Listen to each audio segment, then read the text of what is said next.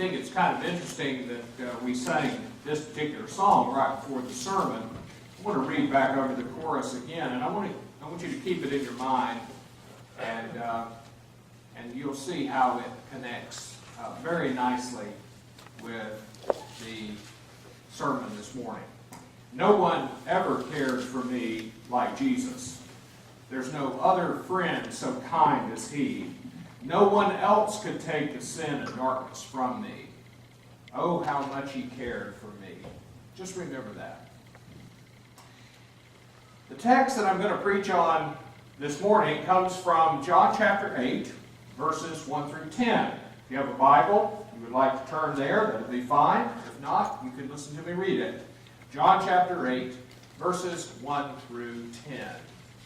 One of the really striking stories from the ministry of Jesus.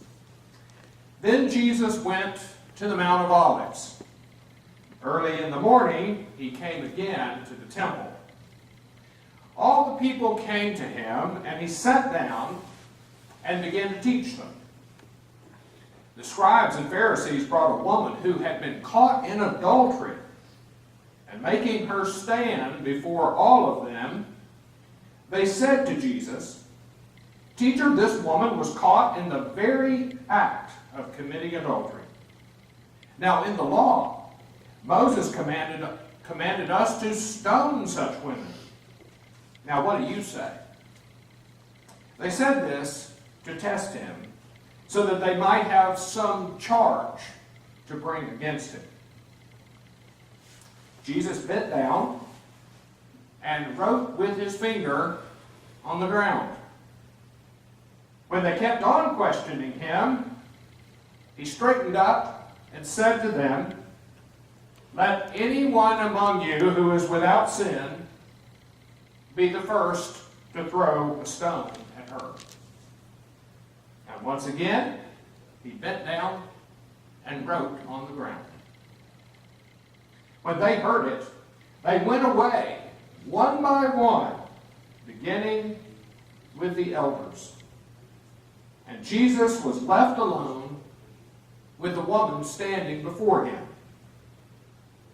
Jesus straightened up and said to her, "Woman, where are they? Has no one condemned you?" She said, "No one, sir." And Jesus said, "Neither do I condemn you. Go on your way, and from now on, do not sin again." Now, by the time we reach chapter 10 in the Gospel of John, we know that a battle has been brewing between Jesus and the Pharisees. In chapter 5, Jesus scandalized them by healing a lame man on the Sabbath day. According to Pharisaic law, medical treatment could be offered on the Sabbath day only if the patient was in immediate danger of death. And then the Pharisees were also offended by the way that Jesus set himself alongside God when he said, "My Father works on the Sabbath, and so I work on the Sabbath." And then in chapter 6, Jesus said that only those who ate his flesh and drank his blood would have eternal life. Outrageous words in the ears of the Pharisees. And then in chapter 8, the authorities even tried to arrest him, but somehow their plot failed. So now we come to chapter 10. After spending the night on the Mount of Olives, Jesus went into the temple court. He sat down, the normal posture of a teacher in those days, and he began to teach. But at some point there was an interruption. A group of Pharisees appeared, and a very distraught woman. "We caught this woman in the very act of adultery," they declare. "Now the law of Moses says that such women should be stoned to death. What do you say?" Now, anybody with half a brain can see exactly what's going on here. This clearly isn't a group of Pharisees who are conscientiously trying to be obedient to the law of Moses. To begin with, the Pharisees have no intention of stoning this woman. Roman law did not permit the Jews to execute lawbreakers. If the Pharisees had decided to try to stone this woman, they would have had to have endured the wrath of Rome. For the Pharisees, the question that they asked Jesus is merely theoretical. It's not real. Secondly, the Pharisees aren't really that concerned about implementing the law impartially. It takes two to tango. They've neither arrested the man nor brought him to Jesus. They don't really care about the man. They said, "The law prescribes that such women as these be stoned." But do you know what the law really says? It prescribes death for the man as well as for the woman. Leviticus 20:10, Deuteronomy 22:22. Are the Pharisees really concerned about upholding the integrity of the law? I'll let you be the judge. Thirdly, why did the Pharisees bring this woman to Jesus? He's no official in Israel. What does it really matter what he thinks? From a legal point of view, this little bit of theater has nothing to do with finding the truth and with properly punishing the offenders. The Pharisees' motive is as obvious as it is ulterior. They are hoping to provoke Jesus into saying something that will get him in trouble. They are hoping that Jesus will commit himself to a statement that will violate the law of Moses. Just think of it.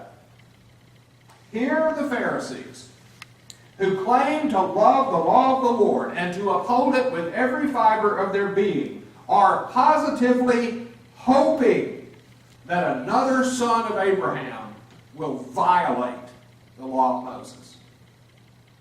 From a mile away, anyone can see what's going on in this Pharisaic ploy. It stinks to high heaven, worse than a pile of rotting fish. And I can't think of anything that smells much worse than that. Jesus, of course, he knew exactly what was going on, and his response makes that crystal clear. He says nothing, but stoops and begins to write on the ground. Now, the $64,000 question, you all remember that, don't you? The $64,000 question is, what did Jesus write? You know, a few of the ancient copies of the Gospel of John say this. They say, he wrote down the sins of each one of them. Well, maybe he did. We don't really know for sure what Jesus wrote. But we do know what he said. Let anyone among you who is without sin cast the first stone at her. According to the law of Moses, the first stones in a judicial stoning were to be thrown by the witnesses that testified at the trial. And so if those witnesses refuse to throw the stones, the execution can't begin. Well, for whatever reason, the scribes and the Pharisees decided that it would be better for them if they discontinued this little matter. So they walked away from the oldest to the youngest. The haggard woman is now standing alone before Jesus. Her accusers have left, and obviously there can be no accusation without accusers. Jesus obviously knew that the woman had committed adultery, but he chooses to forgive rather than to condemn. It is his sovereign right to do so. But his forgiveness also obligates her. She is to refrain from sin in the future. Go your way and sin no more. Now let's stop at this point and ask ourselves, how should this story guide our thoughts and our actions? Well, first, like Jesus, we should have compassion on sinners. Why do you think that these Pharisees even thought to bring this woman to Jesus in the first place? Surely it's because he was known as being someone who had compassion on the weak and on wayward human beings. In chapter 5, Jesus had healed a lame man, although apparently his lameness was punishment for his sin. Don't you remember what Jesus said to him? See, you have been made well. Do not sin anymore, so that nothing worse happens to you.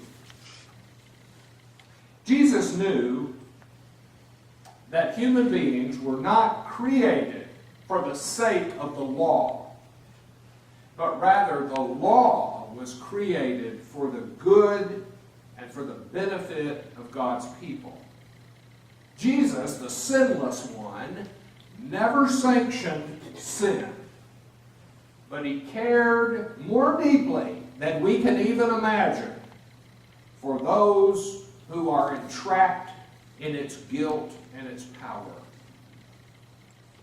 Secondly, this story teaches us that we need to be more worried about spotting and eliminating our own sins than we do about the sins of others.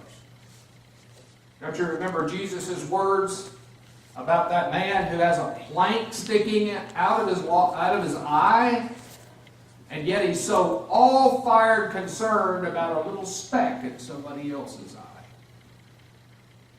There's no doubt but what we should restore those who have fallen into a transgression, as Paul says.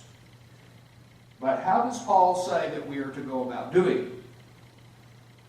With gentleness, in a spirit of gentleness, and with full knowledge that those who think that they are something are really nothing.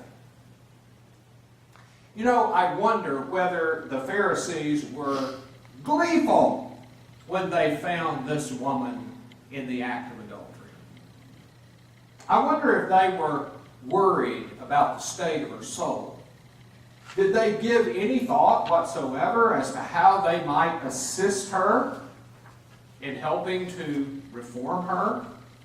Did they see her as a real person created in the image of God, or merely as a pawn with which they might win a political and legal victory over Jesus? I wonder. Thirdly, we need to read this story in such a way that we identify ourselves with this adulterous woman. I know that's hard for us to swallow. We'd rather identify with the moral and righteous Jesus. But we're not Jesus. We're the woman.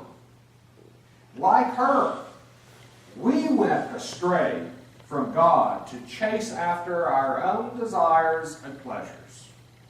Like her, we have no excuse whatsoever for our apostasy. Neither Adam and Eve nor the devil made us do it. We left the true God to become the devil's whore. And who was our accuser? Was it not the evil one who points to all of our sins and our lack of excuse for them and cries out to God for our damnation? Just like that poor woman, there we were before Jesus, surrounded by the accuser and his eyewitness testimony. And what did Jesus do? Did he pile on? No. He lived a complete human life among us, suffering the full penalty of death so that he might send our accuser packing. And then he turned to us, asking, "Where is your accuser?" And when we replied, "Our accuser is gone," he said to us, "Neither do I condemn you. Go on your way to heaven and resist sin by the power of the Spirit." The Jesus depicted in the story of this woman is the real Jesus.